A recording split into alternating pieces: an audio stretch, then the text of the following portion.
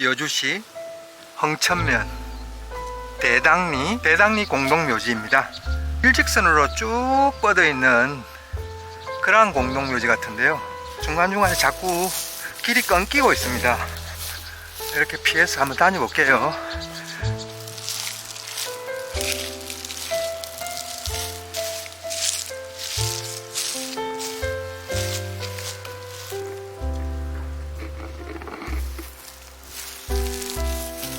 표식 같기도 한데요. 네, 이렇게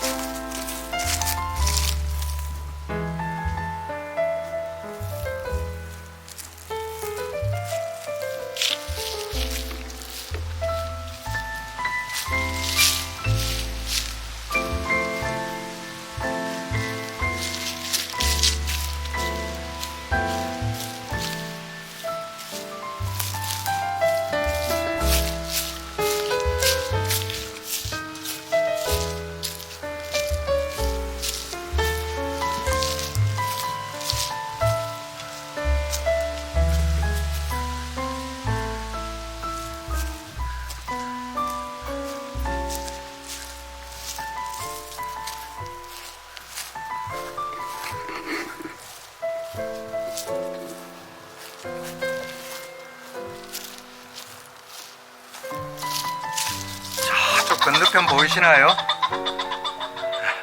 아유, 제가 끙 쉬는데 놀라게 했나 모양입니다. 묘비들이 쫙 서 있죠?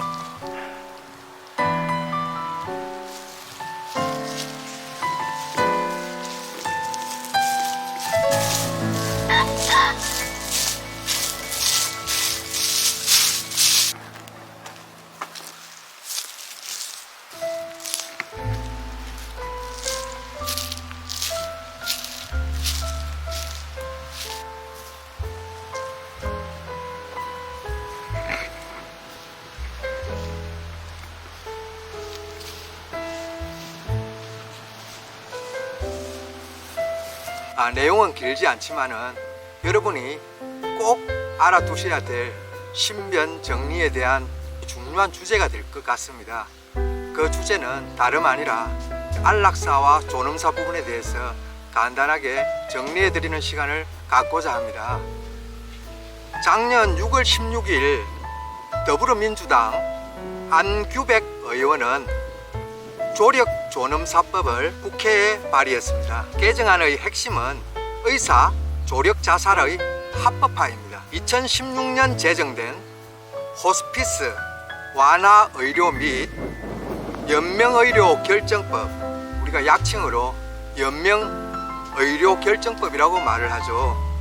하지만 현행법은 임종 단계의 환자에게만, 사기가 임박한 임종 단계에 있는 환자에게만 연명의료 중단을 요구할 수 있도록 하고 있습니다. 회복 가능성이 없는 말기 환자나 식물 상태 환자 등에게는 이런 선택권이 전혀 주어지지 않는 것입니다. 이것이 조력 존엄사법 발의의 배경으로 국회 토론회를 가지는 등 논란이 가열되었던 것입니다. 핵심 논점은 역시 생명권 침해 우려와 인프라 부족으로 시기상조라는 반대 견해와 80% 이상의 여론조사 응답자의 찬성을 근거로 존엄한 죽음을 위한 자기결정권이라는 견해가 팽팽하게 대립했던 것입니다.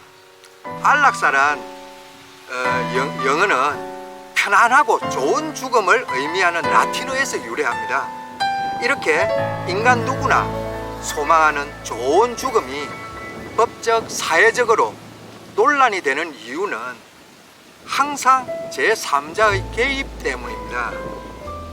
마지막 임종 때까지 편안하고 고통 없이 삶을 마무리하고자 하는 열망은 오랜 역사를 가지고 있지만은 죽음에 따르는 고통을 치료하고 완화하기 위한 노력은 마취제가 개발된 후의 일입니다. 마취제의 개발과 사용은 의료계에 혁명을 가져왔고 또한 임종에 이르는 과정에서 고통받는 환자들에게 좋은 죽음을 위한 안락사에 이용되어야 한다는 찬반 논란은 전 세계적으로 확산되었던 것입니다. 결국 논란의 핵심은 회복 가능성이 없는 환자의 고통을 덜어주기 위하여 인위적으로 생명을 단축시켜 사망에 이르게 하는 의료 행위를 어디까지 인정할 것인가? 적극적 안락사는 죽음을 앞당기기 위해서 의사 등 타인이 약물 등을 투여하거나 기타 다른 행위를 통해 환자를 직접 죽음에 이르게 하는 행위를 말합니다. 모든 국가에서 법적으로 허용되지 않습니다.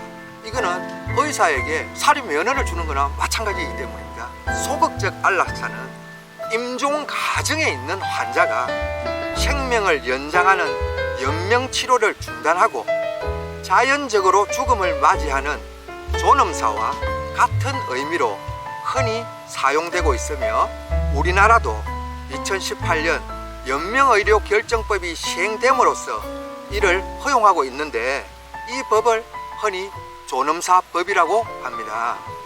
다만 연명의료 결정법은 임종 과정에 있는 환자라고 범위를 좁게 규정해 놓았기에 소극적 안락사와는 대상 환자의 범위에서 훨씬 더 협소한 것입니다. 의사 조력 자살이란 회복 가능성이 없는 말기 환자에게 독극물 처방은 의사가 하고 이를 복용하거나 또는 투약하는 행위는 환자 본인이 스스로 하는 것을 말하는 것입니다. 의사 등 타인이 직접 행위를 하는 적극적 안락사와 다른 점이 이곳에 있는 것입니다.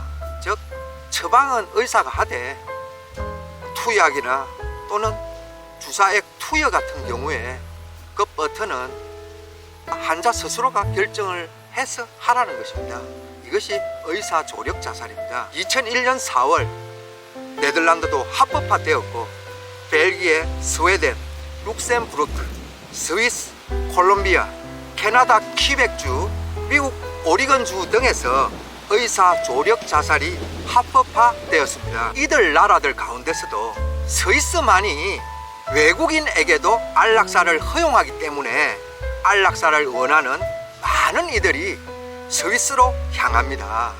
우리나라도 2016년 또 2018년 각각 1명씩 2명이 스위스로 건너가서 죽음을 맞이했습니다. 또한 100명이 넘는 사람들이 스위스 조력 자살 단체인 디그니타스 이곳에 47명이 등록되어 있고요. 엑시트 인터내셔널 60명 이렇게 지원해 놓고 현재 우리나라 사람들도 기다리고 있다라고 합니다. 엑시트 인터내셔널은 자살 캡슐 이야기할 때 그 자살 캡슐을 만든 박사가 이 엑시트 인터내셔널의 회장입니다. 영화 좋아하시죠? 네, 이 세 가지의 각기 다른 결과가 나오는 이런 안락사, 즉 존엄사에 대한 이야기를 영화로 간단하게 제가 대입시켜 말씀드리도록 하겠습니다. 2016년에 개봉된 미국 영화 여러분 잘 아시죠? 미 비포 유입니다. 조조 모이스의 소설을 에밀리아 클라크, 여기서 루이자 역으로 나오죠. 샘 클라플린 윌 역으로 나옵니다. 열연하여서 안락사에 대한 세계적인 반향을 불러왔죠. 그보다 10년 전에 개봉된 클린트 이스트우드 감독 주연의 영화 밀리언 달러 베이비에서도 안락사 문제를 다루고 있습니다. 또한 2011년 개봉된 인도 영화 쿠자리시, 인도어로 쿠자리시인데 우리나라 말로는 청원입니다. 안락사를 주제로 다룬 이 세 가지 대표적인 영화가 방금 제가 말씀드린 미 비포 유 그리고 밀리언 달러 베이비, 그리고 쿠자리시, 이 세 가지가 되겠습니다.